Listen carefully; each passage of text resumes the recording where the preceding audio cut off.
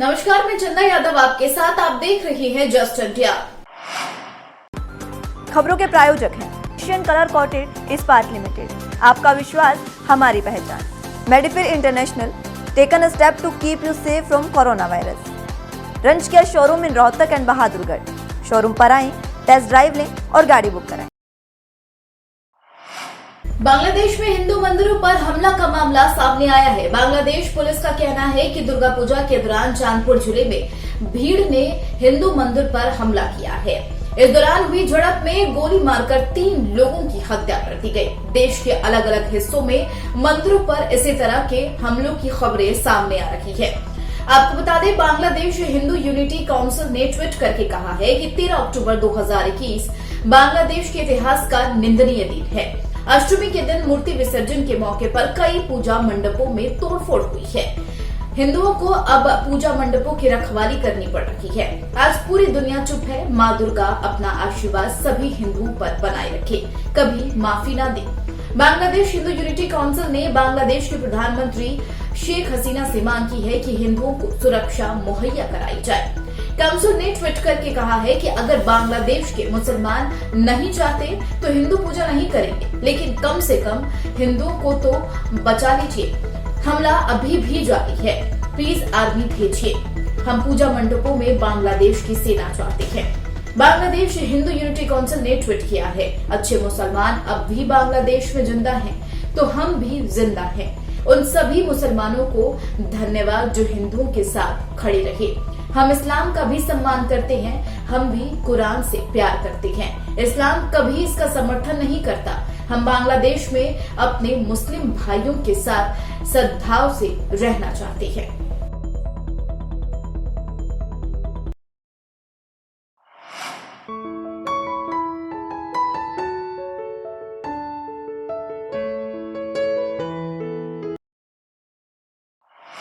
हरियाणा के जिले कैथल के गांव मोहना में देर रात तेजधार हथियार से हमला कर मां बेटी की हत्या कर दी गई। हमले में घायल 11 साल के बेटे सक्षम का अस्पताल में इलाज चल रहा है। बेटी सावित्री का खून से सना शव बेड पर और महिला गीता का शव फर्श पर पड़ा था। घटना की सूचना के बाद पुंडरी थाना पुलिस और साथ ही एसपी कैथल ने मौके का मुआयना किया है। सीन ऑफ क्राइम टीम ने घटनास्थल से सैंपल इकट्ठे किए हैं। पड़ोसी मनोज ने बताया है कि बुधवार रात 11:15 बजे विक्रम के परिवार के सदस्यों की चीखने चिल्लाने की आवाज आ रही थी।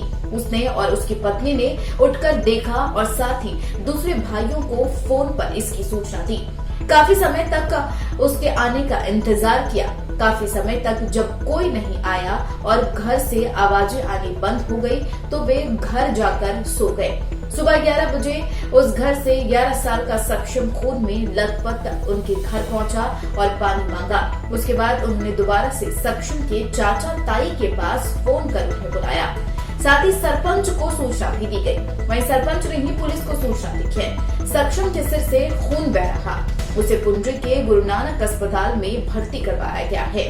बता दें, पुंडरी थाना प्रभारी इंस्पेक्टर निर्मल सिंह ने बताया है कि पुलिस की प्रशासनिक जांच में यह हत्या का मामला है।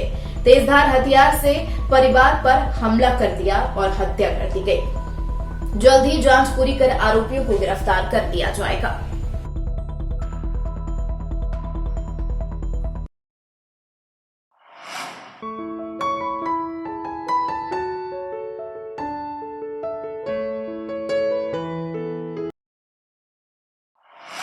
समाजसेवी संस्थाओं के साथ नशे की लत छुड़ाने का प्रयास अब सफल होता दिखाई दे रहा है।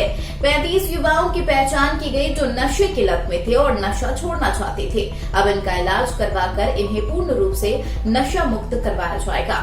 दरअसल नशा छोड़ने वाले सभी लोगों से एसपी कमलदीप ने जिला सचिवालय में एक बैठक कर सभी से बातचीत की और साथ ही उनकी इच्छा शक्ति पर उनका हौसला बढ़ाया। इन सबकी पहचान करने वाले समाज सेवी संस्थाओं के वॉलंटियर्स की भी तारीफ की। सभी वॉलंटियर्स ने बताया है कि उन्होंने नशा करने वाले लोगों की पहचान कर उनके परिवार को जागरूक किया। एसपी कमलदीप गोयल ने कहा है कि अभी यह शुरुआत है और यह अभियान लगातार आगे चलता रहेगा। इसके साथ साथ नशा तस्करों की धरपकड़ और साथ ही तेज की जाएगी। नशा करने वाले में 35 लोगों की पहचान की गई, जिनमें से 21 लोग आज समाज सेवी संस्थाओं के साथ आए। आज 21 लोगों को सिविल अस्पताल भेजा गया है, उनका इलाज शुरू किया गया है। पिछले कई वीक से लगातार ये प्रयास चल रहा है कि हम जो जिले में एनजीओ हैं, गैर सरकारी संगठन है या और इस तरह की जो संस्थाएं हैं, उनके सहयोग से जो ड्रग्स से लोग एडिक्ट हो गए हैं उनको इस भंवर से बाहर निकालें। तो लगातार हमारी इसमें एनजीओ के साथ मीटिंग चलती रही है पिछले दिनों, और 9 एनजीओ हैं जो अभी तक इस मुहिम में हमारा साथ देने के लिए तैयार हुई हैं। उन 9 एनजीओ के 72 वॉलंटियर्स हमें इस काम के लिए मिले हैं। तो लास्ट शुक्रवार को हमने इनकी मीटिंग की थी और इनकी टीम्स बना के इनको फील्ड में भेजा था कि ये ड्रग एडिक्ट लोगों की पहचान करें, उनको मोटिवेट करें और उनकी काउंसलिंग करें।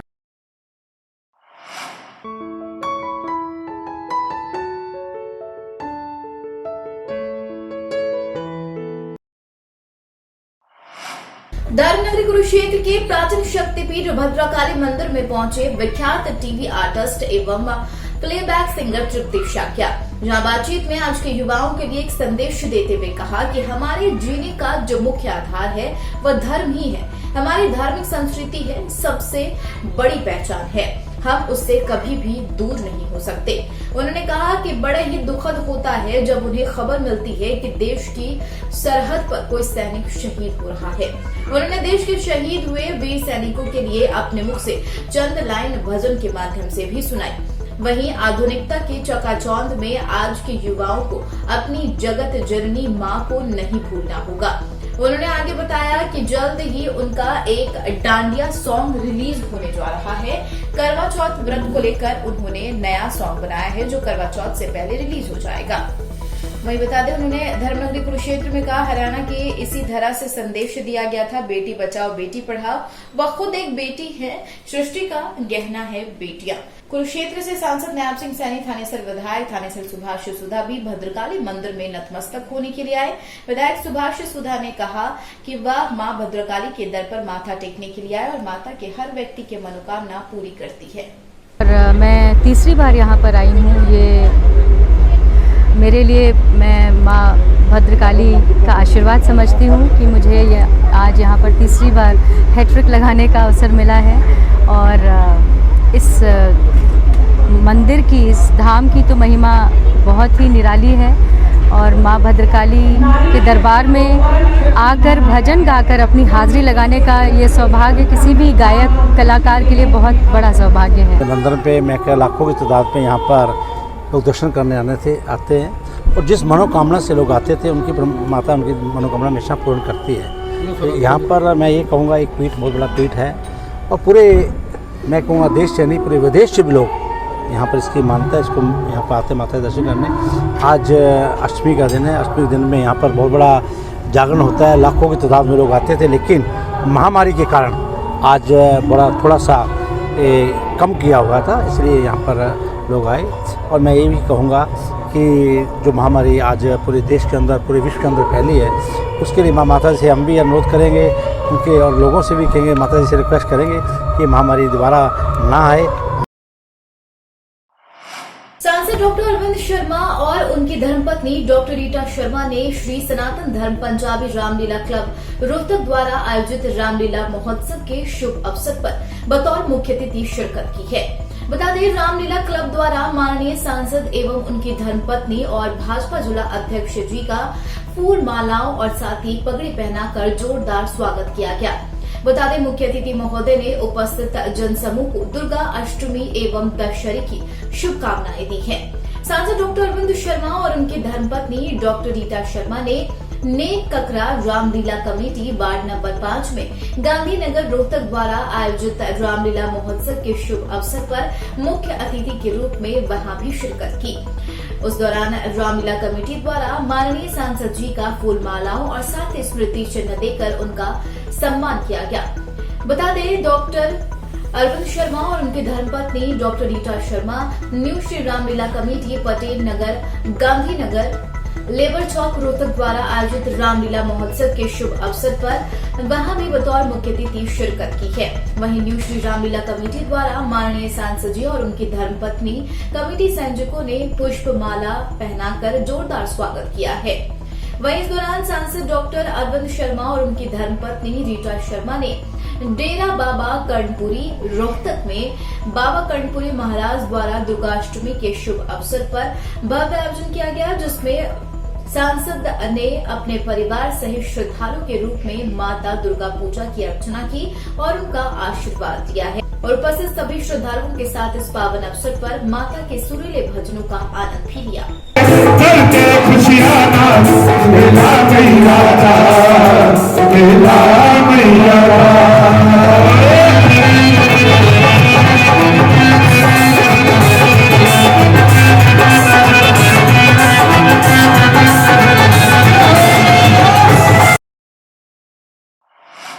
हरियाणा के मंडियों में धान की आवक जोर पर है। आपको बता दें, जबकि लिफ्टिंग में देरी से किसान परेशान नजर आ रही है। कई किसानों ने अभी भी धान के लिए पोर्टल पर रजिस्ट्रेशन नहीं करवाया है, जिसके लिए सरकार ने उन्हें 4 दिन के लिए रजिस्ट्रेशन करवाने की अनुमति दे दी है। वहीं हरियाणा के अन्य अनाज मंडियों की बात की जाए तो उसकी तरह यमुनानगर अनाज मंडी में धान की ढेर लगे हुए हैं। यमुनानगर के सभी 13 अनाज मंडियों में धान का उठान हो रहा है, लेकिन जितना धान आ रहा है उसके हिसाब से उसका उठान कम हो रहा है। यमुनानगर के उपायुक्त पार्थ गुप्ता ने बताया है कि धान के लिए 82% किसानों ने आवेदन किया, जो हरियाणा में सर्वाधिक है। उन्होंने बताया जो किसान अभी तक पोर्टल पर आवेदन रजिस्ट्रेशन नहीं करवा पाए, उनके लिए यह पोर्टल 14 से 17 अक्टूबर तक खुलेगा। इस पोर्टल पर किसान अपनी समस्याएं व त्रुटियों भी दूर कर सकता है। उन्होंने कहा अभी तक यमुनानगर जिले में 2,35,000 मीट्रिक टन धान आ चुका है, जिसमें 53% का उठान हो चुका है। उन्होंने कहा प्रतिदिन 27,000 मीट्रिक टन का धान का उठान हो रहा है। उन्होंने माना कि अधिक धान उठान में कुछ विलम्ब हो रहा है, जिसमें तेजी लाई जाएगी। यमुनानगर जिले में करीबन 82% जो है रजिस्ट्रेशन हुई है और ये हरियाणा राज्य में वन ऑफ द हाईएस्ट जो है रजिस्ट्रेशन हुए किसी भी जिले में। उसके अलावा जो है हरियाणा सरकार ने MFMB पोर्टल जो है उसको नई रजिस्ट्रेशन के लिए 14 से आज से जो है 17 तारीख तक ये खोला है। तो जो हमारे किसान साथी थे जो रजिस्ट्रेशन नहीं करा पाए थे किसी वजह से, मैं हमारे जो पत्रकार बंधु हैं और उन छायाकार बंधु हैं उनके द्वारा जो है ये संदेश हरियाणा सरकार का जो भी मैसेज है, ये सूचना उनके द्वारा बताना चाहूँगा कि जो भी हमारे किसान साथी जिनका रजिस्ट्रेशन किसी वजह से नहीं हो पाया, वो इस समय में 14 आज से लेकर 17 तारीख तक वो MFMB पोर्टल पर रजिस्ट्रेशन करा सकते हैं। बुराई पर अच्छाई का प्रतीक दशहरा पर्व श्रद्धा एवं उल्लास के साथ जिले भर में धूमधाम से मनाया जा रहा है। पर्व के प्रति उत्साह इस कदर चरम पर था कि शहर की गली गली में अहंकार के प्रतीक माने गए रावण को जलाया जा रहा है। नवरात्र और अवसर पर पूरे 9 दिनों तक रामलीला गीतमान रहा है। कोरोना के नियमों के तहत लोग त्योहार का आनंद ले रहे हैं। वहीं रोहतक स्थित GD Goenka international senior secondary school में दशहरा पर्व बड़े ही धूमधाम से मनाया गया। इस स्कूल में बच्चों की तरफ से रामलीला का मंचन करते हुए रावण का दहन भी किया गया। राम, सीता और हनुमान के रूप में बच्चों ने बहुत ही अच्छी तरह से मंचन किया। अलग अलग क्लास के बच्चों ने मंच पर अपनी प्रतिभा का प्रदर्शन करते हुए सबका मन मोह लिया। स्कूल के निदेशक विक्रांत मायना ने कहा कि दशहरा पर्व पर बच्चों की तरफ से बहुत ही अच्छी तरह से अपनी प्रतिभा का प्रदर्शन किया गया। इस मौके पर स्कूल के principal Shrimati Sanya Maina, vice principal Anil Kumar, assistant director mister Himanshu और क्लास इंचार्ज श्रीमती सुनैना चौधरी की तरफ से दशहरा पर्व पर रामलीला का मंचन करने वाले छात्र और छात्राओं का हौसलावर्धन किया गया। इस दौरान हनुमान का किरदार निभाने वाले छात्र देवेश शर्मा की भूरी भूरी प्रशंसा की गई।